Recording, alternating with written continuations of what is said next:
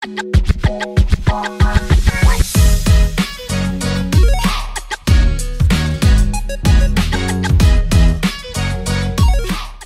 29 mai est une journée spéciale, spécifique pour nous les casques bleus, pour deux raisons principales. D'abord, c'est une occasion pour nous de célébrer les casques bleus qui ont consacré le sacrifice ultime dans leur tâche, en faisant leur devoir pour l'humanité. Et de l'autre côté aussi, c'est aussi de valoriser le travail de ceux qui sont encore sur le terrain, qui ne cessent de fournir des efforts pour venir en aide aux populations vulnérables qui sont dans les besoins, dans les différents sites de mission dans le monde.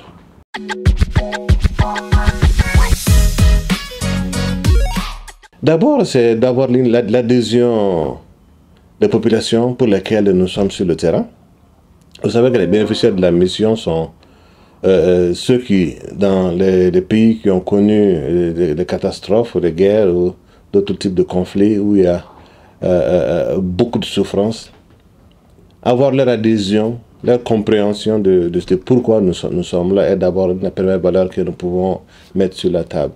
En termes d'activité, nous œuvrons pratiquement en tant que police, UNPOL, nous œuvrons sur pratiquement tous les sites, depuis l'approche humanitaire que nous accompagnons. On essaie de sécuriser pour faciliter le travail des humanitaires. Au-delà de toutes nos actions que nous faisons avec les forces de sécurité intérieure locales, la police et la gendarmerie, en termes de renforcement des capacités, en termes d'accompagnement au quotidien, à travers le mentorat et le conseil, sur des aspects de la vie de la police et de la gendarmerie, ou sur des aspects structurels même de ces institutions, comment apporter davantage d'aide aux populations locales. Comment valoriser encore, c'est aussi de mettre ça dans un cadre de soutien momentané. Nous ne devons pas être là éternellement. Nous devons être là pour essayer de faire avancer les choses et que les bénéficiaires qui sont les pays qui sont en conflit puissent eux-mêmes assurer la responsabilité première qui est la leur, d'assurer la sécurité des populations.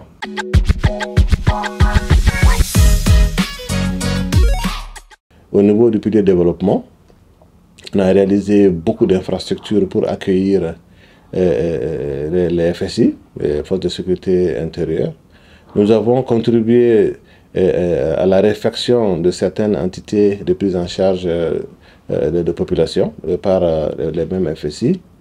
Je peux citer un cas très récent qui est le poste mixte frontalier de Bembéré, qui soutient largement le problème de la transhumance. Nous savons que ça a été assez problématique ces derniers temps, où il y a beaucoup de criminalité qui s'y est associée. Il y a aussi des notions de crimes transfrontaliers entre différents pays qui bordent la République centrafricaine.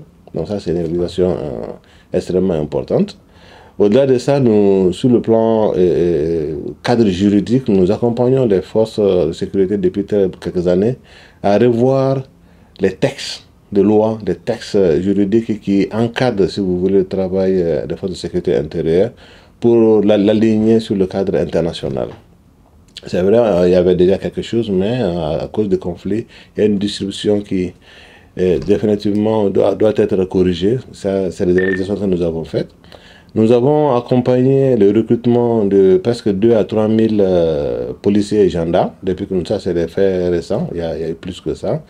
Nous avons refait des structures comme l'école de police, comme l'école de la gendarmerie, et nous continuons à soutenir le déploiement des unités FSI et même de FACA, des fois, pour ce qui concerne l'armée. Le conflit a fait que dans beaucoup d'entités, dans beaucoup de zones, on ne retrouve pas l'autorité de l'État. Depuis le policier jusqu'au juge, sinon même les services de base. Donc la MINUSCA, à travers quelques projets de développement, a aussi aidé à leur retour en faisant les formations spécifiques comme la gestion des frontières, en faisant, mettant en place la logistique, comme dans le cadre de la sécurisation des élections, on a mis en place un soutien logistique pour pouvoir atteindre les entités qui sont lointaines. Et j'ai parlé de 4 cadres. Hein. Le troisième cadre concerne nécessairement le renforcement des capacités. Nous avons ce qu'on appelle des colocations au niveau pratiquement de tous les commissariats, de toutes les brigades territoriales, aussi bien qu'au niveau des écoles, pour accompagner au quotidien le travail de nos collègues centrafricains dans plusieurs domaines. Les formations continues au niveau des écoles, l'accompagnement au niveau des structures de production et comme je l'avais dit tantôt, des visites régulières aussi auprès des autorités pour chaque fois réadapter, pour réaligner les demandes à ce que nous pouvons offrir comme soutien. La MINUSCA accompagne beaucoup le gouvernement aussi bien que pratiquement toutes les entités politiques dans la sécurisation des élections. Parce qu'une élection apaisée, c'est aussi un cadre de résolution de conflits par excellence. Et pour cela, nous avons des rencontres régulières avec les autorités locales, nous avons des rencontres régulières avec toutes les parties prenantes à ces élections. Et cela nous permet de voir ou tenter quelles sont les difficultés, les défis auxquels on peut faire face pour pouvoir apporter notre soutien et pour pouvoir accompagner nos frères et sœurs République centrafricaine à pouvoir faire des élections apaisées.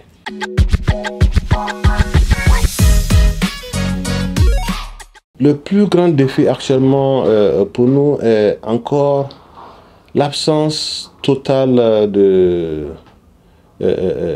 comment on appelle ça, d'insécurité. Ça veut dire que à présent encore, il y a des poches d'insécurité dues au mouvement des groupes armés, dues à la criminalité qui peut exister ça et là, dues au fait de la faiblesse de l'action envers la gestion des crimes qui se passent dans le cadre dans le couloir des transhumances.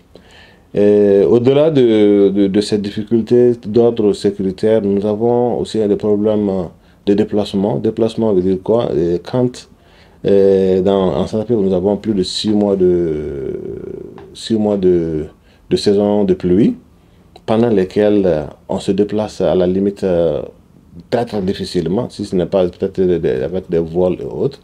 L'impraticabilité des terrains fait qu'on a un bon moment dans l'année où on n'est pas très efficace en termes de mobilité. Le faible nombre de déploiements aussi des forces locales au niveau des différentes régions qui normalement ont besoin d'avoir un certain nombre d'agents, mais dont on n'arrive pas encore à atteindre à cause de plusieurs raisons. Il y a bien sûr le problème du financement qui est le nerf de la guerre toujours. Au-delà de ça, il y a aussi la disponibilité de ces éléments qui ont beaucoup de choses à faire à la fois. Donc, sinon, le défi qui peut être vraiment majeur, c'est quand les bénéficiaires n'adhèrent pas, si vous voulez, à la politique que vous essayez de mettre en scène. Nous n'avons pas du tout ce problème. Je veux le souligner en tant qu'un point très positif, mais pas un défi.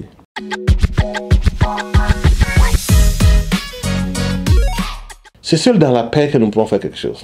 Seulement dans la paix. Ce n'est pas négociable.